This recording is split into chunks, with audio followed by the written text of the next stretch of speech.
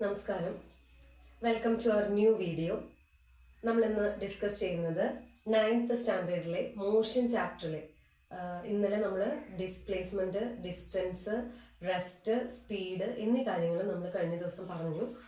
ഇന്ന് നമ്മൾ ഡിസ്കസ് ചെയ്യാൻ പോകുന്നത് scalar quantities, vector quantities, then difference between distance and displacement, പിന്നെ കുറച്ച് problems related to distance and displacement. Okay, so first topic നമുക്കൊന്ന് കഴിഞ്ഞ ക്ലാസ്സിനെ ഒന്ന് ഓർക്കാം. റെസ്റ്റ് എന്തായിരുന്നു? പൊസിഷൻ ചേഞ്ച് ചെയ്യുന്നില്ല, ഒരു ഒബ്ജക്റ്റിന്റെ പൊസിഷൻ ചേഞ്ച് ചെയ്യുന്നില്ലെങ്കിൽ അതിനെ റെസ്റ്റ് എന്ന് പറയാം. പൊസിഷൻ ചേഞ്ച് ചെയ്തുകൊണ്ടിരിക്കുകയാണെങ്കിൽ അതിനെ മോഷൻ എന്ന് പറയാം. ഓക്കെ, ഡിസ്റ്റൻസ്, ഡിസ്പ്ലേസ്മെന്റ്, അത് രണ്ടും നമ്മൾ കഴിഞ്ഞ ദിവസം പറഞ്ഞ കാര്യങ്ങളാണ്. ഡിസ്റ്റൻസ് എന്ന് പറയുന്നത് പാത്ത് ലെങ്ത് ആണ്. ഡിസ്പ്ലേസ്മെന്റ് എന്ന് പറയുന്നത് ഡിഫറൻസ് ബിറ്റ്വീൻ, അതായത് ഇനീഷ്യൽ പൊസിഷനും ഫൈനൽ പൊസിഷനും തമ്മിലുള്ള ആ ഒരു ദൂരാണ് ഡിസ്പ്ലേസ്മെന്റ് എന്ന് പറയുന്നത്. ഓക്കെ, ഇനി അതിൽ നമ്മൾ കഴിഞ്ഞ ദിവസം പറഞ്ഞൊരു കാര്യമാണ് ഡിസ്റ്റൻസ് സ്കേലാർ ക്വാണ്ടിറ്റിയും ഡിസ്പ്ലേസ്മെന്റ് വെക്റ്റർ ക്വാണ്ടിറ്റിയാണ്. സോ സ്കേലാർ എന്താണ്, വെക്റ്റർ എന്താണ്? എന്താണ് സ്കേലാർ ക്വാണ്ടിറ്റി? സ്കേലാർ ക്വാണ്ടിറ്റി എന്ന് പറയുമ്പോൾ ആ ക്വാണ്ടിറ്റി, ആ ഒരു ഇത് നമ്മൾ പറയുമ്പോൾ അതിന് മാഗ്നിറ്റ്യൂഡ് മാത്രം മതി. ഒരു നമ്പർ സൈഡ് എന്തായാലും ഉണ്ടാവുമല്ലോ. ഇപ്പോൾ ഒരു 10 കിലോഗ്രാം ഷുഗർ, അതിന് 10 കിലോഗ്രാം ആ ഒരു നമ്പർ പാർട്ട്, ഓക്കെ, ആ മാഗ്നിറ്റ്യൂഡ് മാത്രം മതി നമുക്ക്. അങ്ങനെയുള്ള ക്വാണ്ടിറ്റീസ് ആണ് എന്ത്? Scalar quantities. വെക്റ്റർ ക്വാണ്ടിറ്റീസ് എന്ന് പറയുമ്പോൾ നമുക്ക് മാഗ്നിറ്റ്യൂഡും വേണം, ഡയറക്ഷനും വേണം. നമ്മൾ വീട്ടിൽ നിന്ന് സ്കൂളിലോട്ട് പോയി, അപ്പോൾ എവിടെ നിന്ന് എവിടേക്ക് ആ ഒരു കൃത്യമായിട്ടുള്ള ഡയറക്ഷൻ അവിടെ മെൻഷൻ ചെയ്യണം. എങ്കിൽ മാത്രമേ നമുക്ക് എന്ത് പറയാൻ പറ്റുള്ളൂ? വെക്റ്റർ ക്വാണ്ടിറ്റീസിന് പറയാൻ പറ്റുള്ളൂ. അപ്പോൾ വെക്റ്റർ ക്വാണ്ടിറ്റീസും സ്കേലാർ ക്വാണ്ടിറ്റീസും ആ ക്വാണ്ടിറ്റി ഡിസ്ക്രൈബ് ചെയ്യാനായിട്ട് നമുക്ക് മാഗ്നിറ്റ്യൂഡ് മാത്രം മതിയെങ്കിൽ അത് സ്കേലാർ ക്വാണ്ടിറ്റിയാണ്. മാഗ്നിറ്റ്യൂഡും ഡയറക്ഷനും വേണമെങ്കിൽ അത് വെക്റ്റർ ക്വാണ്ടിറ്റിയാണ്. സ്കേലാർ ക്വാണ്ടിറ്റീസിന് എക്സാമ്പിൾ ആണ് mass, length, time, volume and distance. ഇനി വെക്റ്റർ ക്വാണ്ടിറ്റീസിന് എക്സാമ്പിൾ ആണ് displacement, velocity, acceleration, weight, etcetera. So ഇതിലിപ്പോൾ വെക്റ്റർ ക്വാണ്ടിറ്റി ആണ് നമുക്കിപ്പോൾ വെയിറ്റ് എന്ന് പറയുന്നത് ഞാൻ പറഞ്ഞത്. വെയിറ്റ് നമുക്ക് വെക്റ്റർ ക്വാണ്ടിറ്റി ആണ്. ഇവിടെ തന്നിരിക്കുന്നത് മാസ് ആണ്.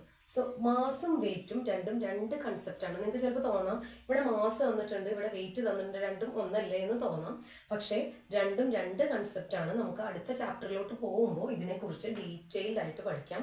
മാസ് എന്താണ്, വെയിറ്റ് എന്താണെന്നൊക്കെ ക്ലിയർ ആയിട്ട് നമുക്ക് അടുത്ത ചാപ്റ്ററിലോട്ട് പോകുമ്പോൾ പഠിക്കാൻ പറ്റും.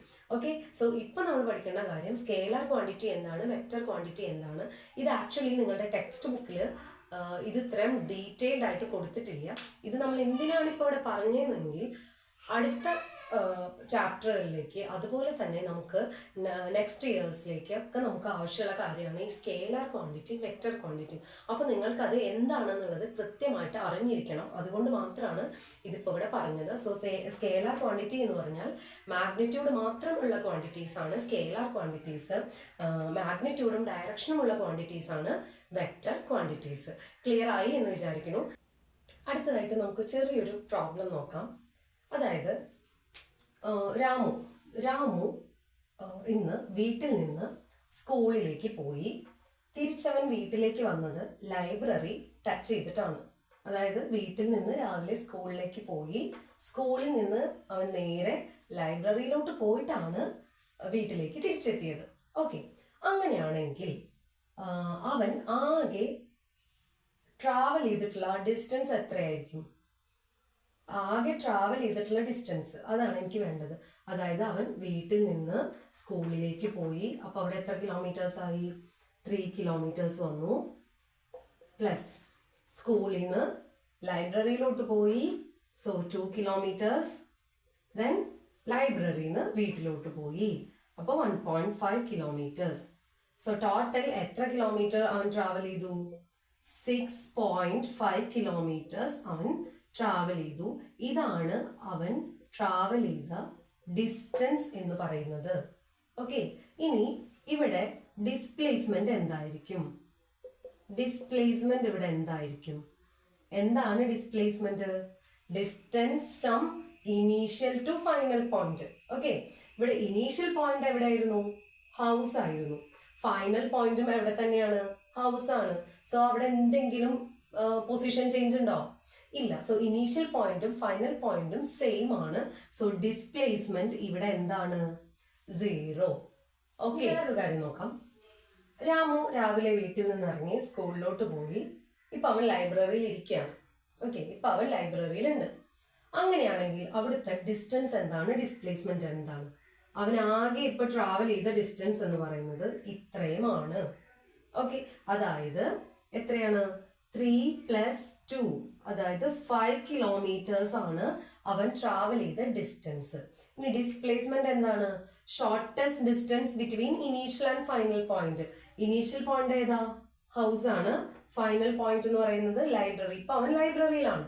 So shortest distance between initial and final point ആണ് ഡിസ്പ്ലേസ്മെന്റ്. സോ ആ ഡിസ്റ്റൻസ് എന്ന് പറയുന്നത് എത്രയാണ്? 1.5 കിലോമീറ്റേഴ്സ്. 1.5 കിലോമീറ്റേഴ്സ്.